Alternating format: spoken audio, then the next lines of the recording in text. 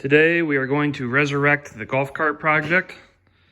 The King of the Street event in Ohio that we are going to go to is a couple weeks out, and any hopes of this thing going have long since vanished. And we said last year it would be cool to have 2 golf carts there.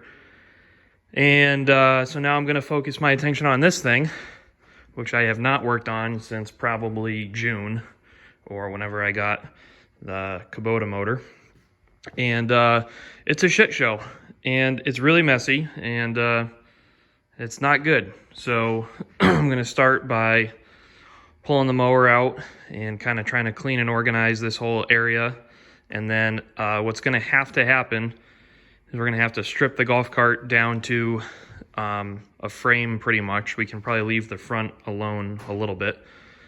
But we're going to have to strip it down, and there's going to be frame modifications and a whole bunch of shit that needs to happen if we're going to get this thing going. So stay tuned. I don't know how good this video is going to be. I apologize in advance if it's shitty, but let's see where the day takes us.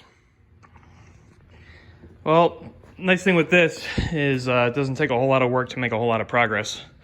So we got it all stripped down to the frame, leaving the front clip assembly on for the time being.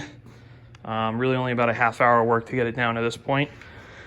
And now I can figure out exactly how fucked we are. Gonna have to widen the frame somehow. I gotta see if we can shift the differential over somehow. Yep, a lot of work. Okay, so this is where we're at, and like I remember, we're gonna have to chop the frame and do some work there. As far as belt alignment, it's not perfect. It's pretty close, so once I figure out a belt that'll work, I'll probably just keep 1 or 2 spares with me. This clutch comes in this way, this clutch goes out that way. So in theory, you'd want these to be totally on the same line together. And I'm hoping that once I modify the frame, I can push the engine over a little bit further. But that's probably gonna be easier said than done. So I'm just gonna get to work kind of cutting and modifying the frame over there, and we'll see where that gets us. So it kind of looks like a clusterfuck, and it kind of is, but it kind of isn't. So far, things are actually going pretty good. I've made some work on the cradle. I added a gusset and this little jog in it here, like I said before, to dodge the belt. So this is pretty much ready to be welded out and mounted. I just need to get my front joint in so I can figure out exactly where that's going to sit, and then I can weld the whole thing out, and I can weld my perches onto the axle. Then we just got to flip the bolts for the motor mount, and theoretically that thing will drop right in, and then that'll show me how much and where I have to box in the frame there. So things are actually going pretty good. Just need to get that front joint, and we will be rocking and rolling. End of day 1, and wound up getting the joint, and I thought I was going to be able to kind of cheat and weld it to this stack of plates from the previous engine swaps, and unfortunately it actually it overhangs too much, and it hits the motor mount. So what I'm going to have to do is, my original plan was to cut this off entirely and just slap a big piece of like 1/4 inch thick angle iron on there so that I have a nice surface to weld to. And I think I'm going to have to do that to space the joint farther forward. I also have to go and find the relative level of the cradle to the frame. And then these tabs are going to, obviously not these ones, are too short, but tabs like these are going to come over and grab the cradle. So it should actually work pretty good. And all things considered, there's really not a whole lot standing between me and dropping this thing in here. So pretty good, productive first day, and I guess we'll see what happens next. Look at the fitment. Look at that. So we got the subframe tacked together, and I'll show you this stuff in a second when the motor's out.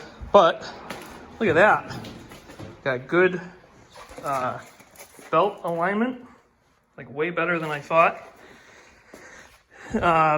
Pretty good room over here.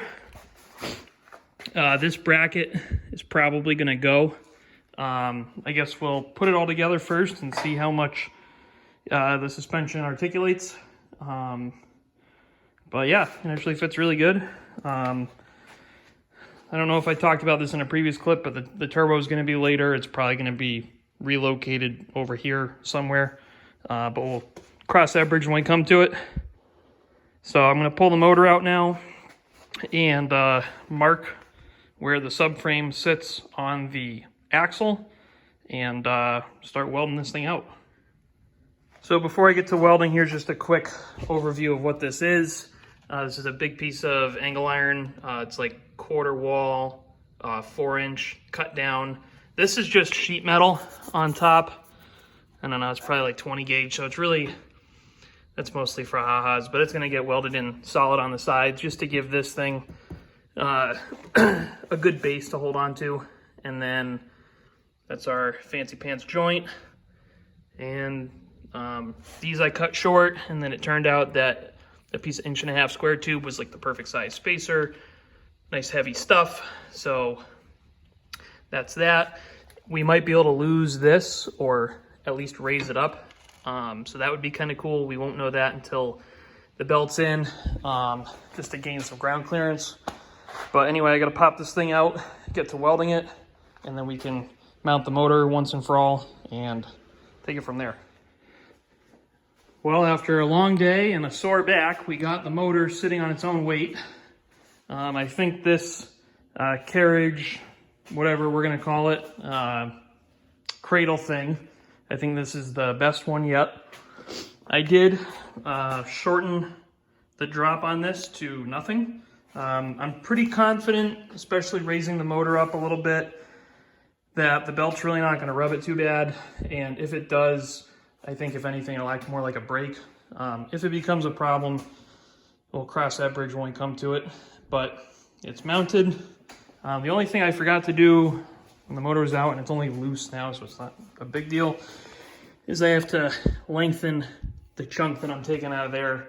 And then once I see how flexy this thing is, that'll dictate how much boxing in I have to do. But it's in, fits really good. We have really good clutch alignment, I think. Pretty good height clearance on the seat. The upper radiator hose might wind up rubbing a little bit, but that's really not a big deal. So I just got to finalize the mounting, get a belt for this thing, and then start plumbing for the cooling system and wiring in the electrical. So not too bad for 2 days of work, and I'm going to end this one here, and we'll see you in the next one.